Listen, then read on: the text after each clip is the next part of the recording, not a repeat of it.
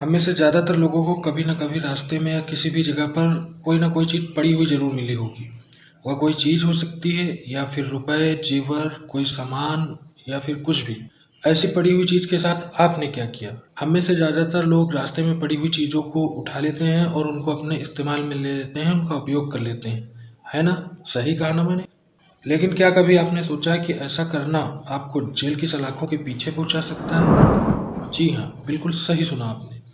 किसी अन्य व्यक्ति की कोई भी संपत्ति जो आपको कहीं पर भी पड़ी मिल जाती है, उसे उठाकर इस्तेमाल कर लेना भारतीय न्याय संहिता 2023 की धारा 314 के अंतर्गत संपत्ति के बेईमानी से किए गए दुरुपयोग या दुर्विनियोग यानी डिसऑनेस्ट मिसअप्रोप्रिएशन ऑफ प्रॉपर्टी के अपराध के अंतर्गत आता है।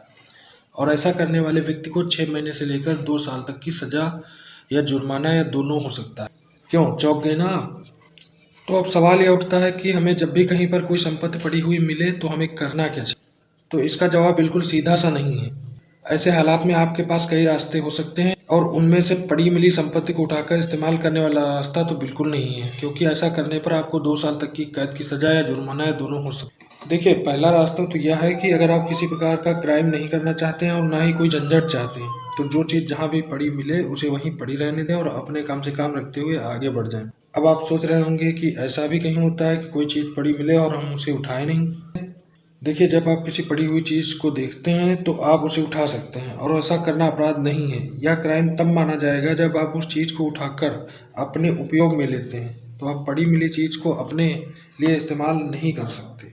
अगर आप किसी पड़ी हुई चीज़ को उठाते हैं तो आपकी एक लीगल ड्यूटी है कि आप उस संपत्ति को उसके मालिक को लौटाने के लिए रीजनेबल टाइम तक बचा कर रखें और उसके मालिक को खोजें और उसे सूचना दें कि उसकी संपत्ति आपके पास है और वह आकर आपसे ले सकता है। अब आपके मन में यह बात आ रही होगी कि यहाँ पर हम ये कह सकते हैं कि पड़ी मिली संपत्ति का असली मालिक कौन है, इसकी जानकारी ही हमें ना हो तो हम उस संपत्ति का उपयोग कर सकते हैं।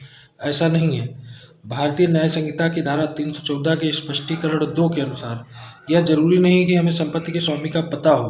अगर संपत्ति का उपयोग करते समय आपको यह विश्वास नहीं है कि जिस संपत्ति का उपयोग आप कर रहे हैं वह आपकी नहीं है और उस संपत्ति का असली स्वामी नहीं मिल सकता, तो पड़ी मिली संपत्ति का उपयोग करना अपराध माना जाएगा।